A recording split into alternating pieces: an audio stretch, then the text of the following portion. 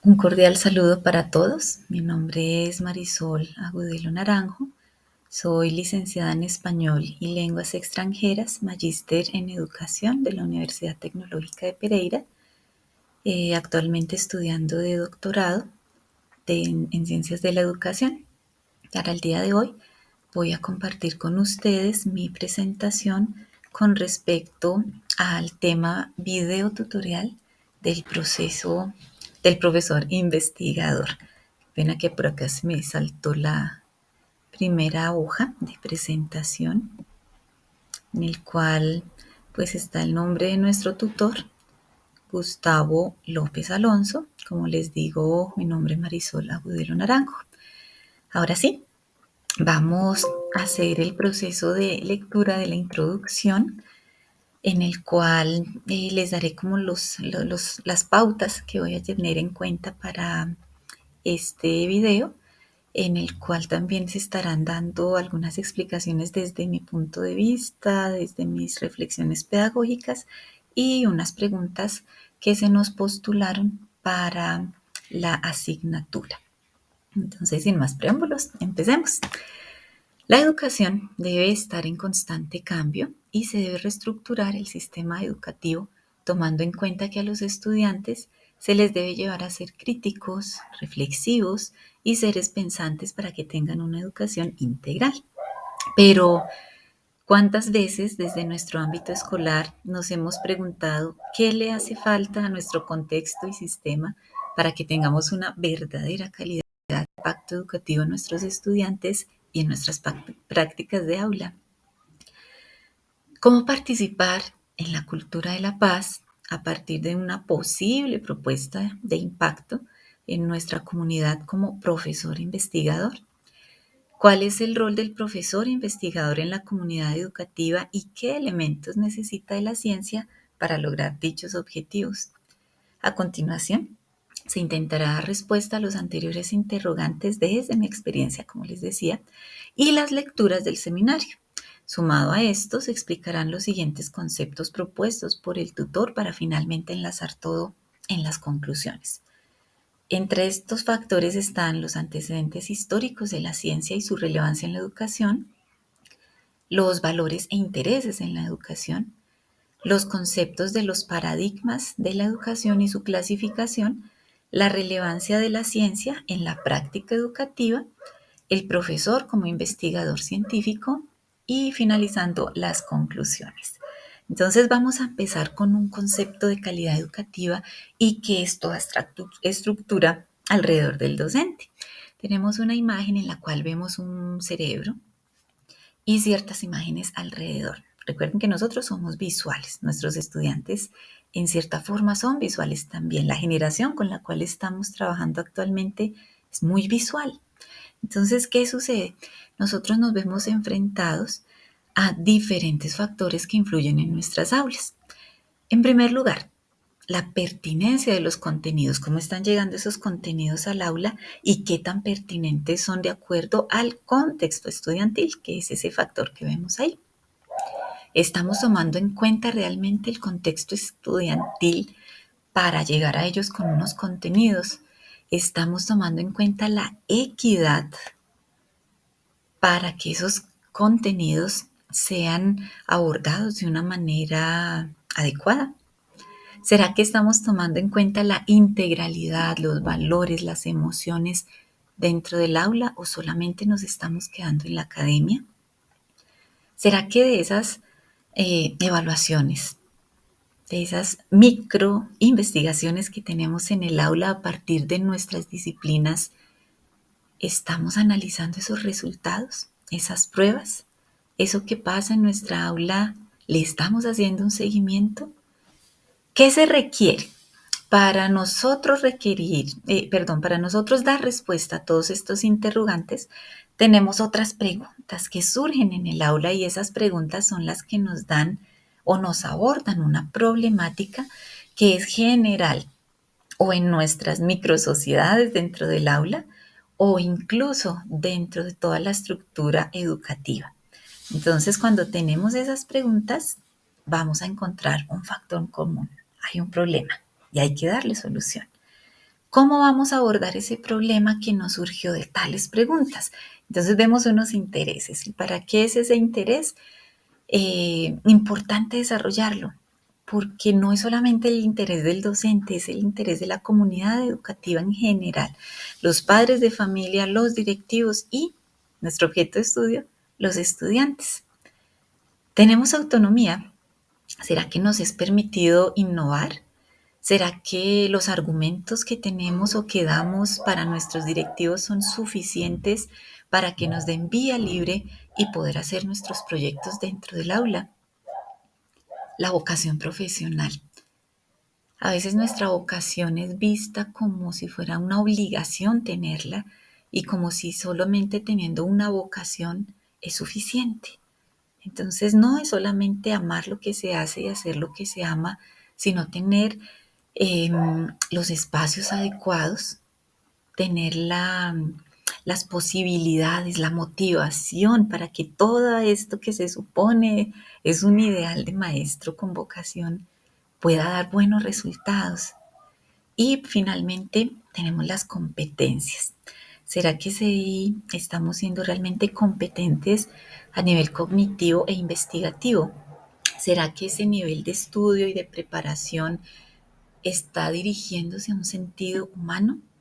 ¿Nos estamos resumiendo solo a resultados académicos o disciplinares? Porque estamos viendo la escuela actualmente como una guardería en la cual los padres de familia nos dejan nuestros estudiantes y defiéndanse como puedan. Pero en otros casos, tristemente, nos confían a sus hijos y no estamos dando lo suficiente. Hay algo muy bonito con lo que yo quiero empezar y que me llamó mucho la atención, y es que el único medio para hablar con los muertos no es la tabla Ouija, es la lectura. Y gracias a esa lectura vamos a dar paso a nuestro primer tema: antecedentes históricos de la ciencia y su relevancia en la investigación. Entonces miren qué bonito, toda esta parte de la lectura nos lleva a comunicarnos con otros autores que puede que en este momento ya no sean validados, pero es lindo, es interesante, es productivo saber y contrastar eso que pasó en el pasado, valga la redundancia, eso que sucedió, eso que está pasando y eso que tal vez sucederá en nuestros contextos. Entonces vamos a ver que la ciencia siempre ha tomado en cuenta la parte histórica, la filosófica y la social. Es decir, el ser humano tiene mucho que ver en el estudio de la ciencia y que esas ciencias son las que nos permiten, como nos dice aquí Carl Sagan en esta imagen, es más que un simple conjunto de conocimientos, es una manera de pensar. La importancia de conocer estos antecedentes es generar discusiones sobre el caso de la verdad científica. No vamos a discutir aquí el concepto de la epistemología o la etimología desde la verdad, sino en esa forma en la cual pueden mostrarse los conocimientos que actualmente se consideran válidos, como les decía hace un momento, no como verdades eternas, sino cambiantes. Son construcciones realizadas en un contexto social definido y con una validez temporal. Puede que haya verdades que se hayan mantenido con el tiempo, porque no ha habido quien las refute, pero pueden surgir nuevas y nos pueden cambiar nuestros paradigmas mentales.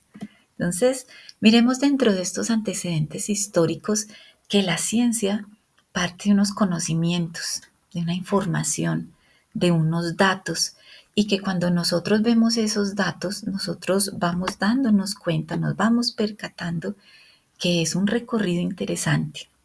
Cuando nos encontramos con nuestros autores presocráticos, como Tales de Mileto, Pitágoras, Sócrates, Plato o Platón, Aristóteles y Zenón, nos damos cuenta que ellos toman el conocimiento como la base de todo, es el conocimiento del mundo, es el aprender, pero es a partir de la naturaleza, de esos fenómenos de la naturaleza que son observables. Entonces, a partir de todas estas teorías llegamos a los clásicos con Sócrates, con Plato nuevamente, y con Aristóteles, porque a partir de ellos nosotros encontramos que no solamente es el conocimiento del mundo, sino de ti mismo. ¿Cuál es ese conocimiento del ser? ¿Qué pasa con tu ser? ¿Qué pasa con tu alrededor? Y luego vamos a los modernos, encontrando a Copérnico, a Galilei, a Bacon, a Descartes, a Newton, los cuales nos llevan a algo más mayéutico, algo al por qué de las cosas, qué pasa con ese mundo de las ideas, con ese mundo de lo natural, con ese yo, con lo que yo hago de mi entorno y lo que ese entorno hace conmigo. Entonces realmente el pensamiento me está permitiendo llegar a algo. Y finalmente nos encontramos con nuestros autores contemporáneos, en los cuales podemos ver a Weber, a Ricord, a Heidegger, a Hans Jonas, a Hans-Georg Gadamer, vemos a Jürgen Habermas, y ellos empiezan como ese libro que teníamos antiguamente, una respuesta a todo. Toman todos estos conceptos y nos llevan a pensar, la ciencia es importante porque no deja nada por fuera, porque todo es integral, porque todo es transversal, pero hay que cambiar nuestra mirada para que el contexto sea tomado en cuenta. ¿Cuál es la necesidad de la ciencia en nuestro contexto y en qué puede influir en el futuro? Nosotros entonces encontramos acá que al saltar en estos antecedentes históricos, vamos a ver que hay unos valores y unos intereses en la investigación. Entonces ya vimos que había unos contextos de a partir de cada uno de esos autores, pero resulta que también hay unos intereses no solamente del docente, sino de la comunidad educativa en general o del contexto en el cual se vaya a presentar la investigación, y es que esos intereses pueden ser de una parte técnica de dominio, de una parte también desde lo práctico o lo comunicativo y desde lo reflexivo o emancipativo. En primer lugar, cuando vemos la parte técnica, vemos o de dominio, vemos que el hombre y la naturaleza tienen un efecto en el entorno. Entonces vemos ahí nuestra plantica, si la cuidamos, si nosotros la regamos, podemos tener sus beneficios para nosotros. Pero es simplemente desde esa observación.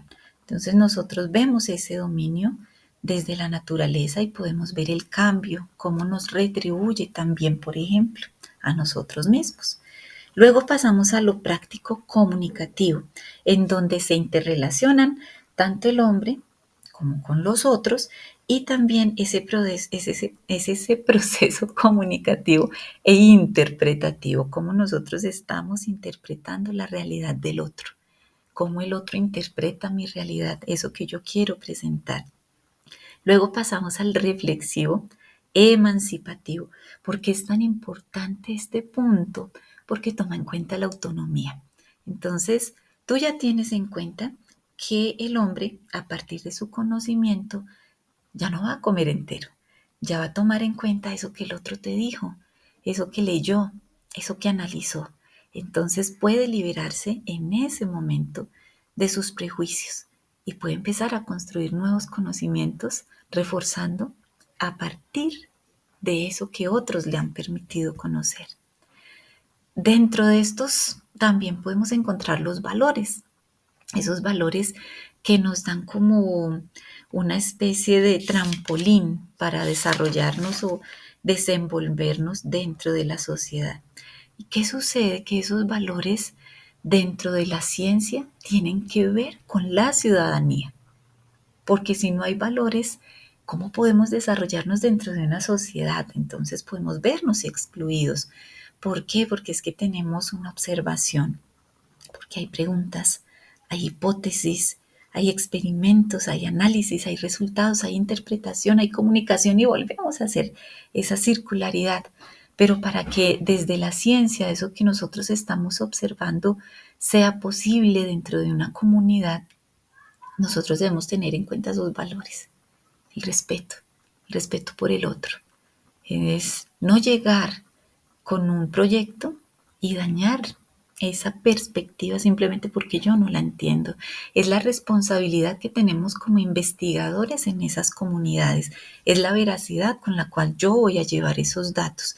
Es la confidencialidad porque no todos esos datos y hallazgos que vamos encontrando en el paso de nuestra investigación pueden perjudicar la vida del otro, su espacio personal.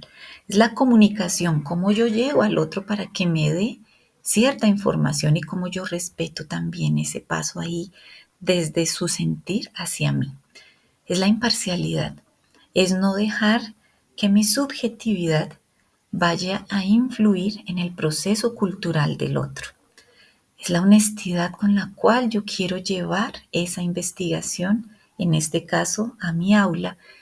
¿Por qué quiero yo que mis estudiantes mejoren su motivación, sus procesos mentales y su proyección hacia la vida, hacia su proyecto de vida, a su desarrollo como ciudadano, para que sea autónomo, para que eso que vio en el aula pueda aplicarlo en el futuro sin dañar a los otros y obviamente sin dañarse a sí mismo? Es así como llegamos a estos conceptos de paradigma desde lo epistemológico en la educación y su clasificación. Vemos que ese origen de la palabra paradigma, dagnimi, es ese conjunto de conocimientos, creencias que forman la cosmovisión del mundo. No es solamente el modelo, sino esa cosmovisión que me permite confrontarme y asemejarme entre el otro y mi sentir y mi ser y mi saber, conservando tanto en él como en mí unas características especiales dentro del ámbito en el cual fuimos creados, porque todos tenemos nuestra cultura y debemos respetar el proceso del otro. ¿Qué sucede con ese paradigma educativo? Que ese paradigma educativo no debe moldear, porque no vamos a imponer, no vamos a culturizar al otro, no vamos a imponer. ¿Qué vamos a hacer? Vamos a orientar, es decir, vamos a dar paso a nuestros estudiantes a diferentes teorías, pero él debe tener la autonomía necesaria para tener su postura. Tenemos que tener en cuenta esos cambios constantes, no solamente de los estudiantes desde su parte comportamental, que es muy natural, sino también nosotros, cómo ese cambio constante es reflexivo en nuestras prácticas de aula y cómo podemos incluso generar nuevas estrategias que nos lleven a la calidad educativa. Dentro de estos conceptos de paradigma epistemológico de la educación y su clasificación encontramos cuatro muy importantes, que son el positivista, el interpretativo, el sociocrítico y el dialéctico. Dentro de ese positivista encontramos que es cualitativo, racionalista, que toma en cuenta los intereses del investigador, que tiene en cuenta también un pensamiento deductivo que va de lo general a lo particular y se caracteriza por la recolección de datos y análisis para su medición. Luego pasamos al interpretativo. Es cualitativo, es naturalista, es humanista, es etnográfico. Se centra en el estudio de las acciones humanas, analiza los fenómenos observables y les toma como una objetividad de criterio gracias a las evidencias. ¿Qué sucede? Y cuando tenemos esas evidencias, nosotros empezamos a tomar en cuenta esa hermenéutica, esa interpretación que le estamos dando desde lo que yo tenía en mente y desde lo que se me empezó a generar en el aula. Luego pasamos a lo sociocrítico. Difícil, miren ahí cómo esta persona desde su estructura mental saca un pedacito de sí y se analiza. Surge como respuesta a los paradigmas positivista e interpretativo. Los relaciona. ¿Por qué? Porque busca transformar su práctica. Usa procedimientos tanto cualitativos como cuantitativos porque quiere tener unas fuentes viables. Entiende a su realidad y esa realidad es meritoria. ¿Por qué? Porque toma en cuenta el contexto. Si no tenemos en cuenta nuestro contexto, vamos a tener unos resultados que no son válidos. ¿Por qué? Porque no estamos observando realmente el contexto educativo, que es en lo que nos compete en este momento, y estaríamos solamente generando hipótesis. Finalmente, vemos este paradigma dialéctico, que es el que propicia el análisis histórico de los fenómenos sociales, es decir, hace todo ese barrido cultural y nos permite tener esas herramientas desarrollando una visión de los fenómenos, no solamente en clase, sino a lo personal. ¿Para qué? Para transformarlo, así como lo hizo el sociocrítico. Ahora pasamos a la relevancia de la ciencia en la práctica educativa. Miren, esta imagen nos dice que las prácticas pedagógicas innovadoras necesitan de varios factores. Entre esos está el liderazgo y los valores, no solamente del docente, sino también del estudiante cuando ya tiene conocimiento. Las conexiones con el mundo real, con las redes sociales, con los eventos de aprendizaje. La infraestructura, no solamente cuando hablamos de infraestructura se refiere a la escuela, no solamente a las TIC, no es solamente el espacio físico, es nuestra estructura mental, cómo nosotros vamos estructurando nuestra mente. Luego pasamos a los contenidos y el currículo. Ahí vemos la inteligencia emocional, vemos los enfoques, no solamente desde lo inter, sino desde lo transdisciplinar, cómo estamos llevando a cabo nosotros esos procesos y esas interconexiones en el aula. Vamos luego a la evaluación, es constantes, permanentes, motivantes, formativa. Reconoce o no lo formal y lo informal. Y si estamos llevando la evaluación solamente como un proceso punitivo o constructivo. Vemos las prácticas de aprendizaje. Si lo estamos haciendo por exploración, por creación, jugando, regulando, personalizando, renovando, resignificando. ¿Cómo es nuestra práctica docente? Tenemos nuestras destrezas blandas, individuales. Estamos utilizando estilos de aprendizaje, diferentes modos de aprender. ¿Y cómo hacemos esa organización para que de manera circular nosotros lleguemos a las evidencias? Ya que siempre han estado, solamente es cuestión de buscarlas donde se debe y con el método adecuado. ¿Por qué es importante esa relevancia? Por acá, Kellogg-Arcs Model nos dice que tiene 4 factores muy importantes en el aula. Attention, la atención, the relevance, la relevancia, la importancia, the confidence, la confianza con la cual nuestros estudiantes aprenden, and the satisfaction, cómo ese conocimiento, real o simulado, genera esa satisfacción no solamente en el docente, sino también en el estudiante. Lo lindo de la atención es esa sorpresa. Infortunadamente, nuestro contexto ha perdido esa capacidad de asombro y cuando perdemos esa capacidad de asombro ya nada nos gusta. ¿Por qué debe ser importante? Porque esa experiencia, gracias a los valores, nos pueden dar una utilidad para la instrucción. ¿Por qué? Porque es que gracias a esa relevancia nuestros estudiantes se motivan. ¿Y cómo se van a motivar? Gracias a esa confianza que nosotros damos a partir de lo que nosotros amamos, de lo que nosotros construimos, de lo que nosotros investigamos. ¿Cómo hacemos ese proceso de retroalimentación para finalmente llegar a un proceso satisfactorio? Luego llegamos a esto, importantísimo, el profesor como investigador científico. Ahí en el centro tenemos ese maestro investigador. Saliendo de ese laberinto mental, ¿qué hago? ¿Cómo lo voy a hacer? ¿Cómo va a fomentar en mi estudiante ese pensamiento creativo? ¿Cómo voy a contribuir a una formación de profesionales competentes si soy universitario o a esa formación de ciudadanos competentes si estamos en la escuela? ¿Cómo voy a fomentar la investigación a través de mi propio testimonio? Nosotros somos ejemplo.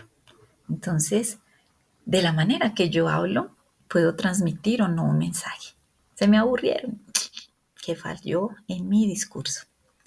¿Cuál es mi contacto directo con el propio proceso de conocimiento?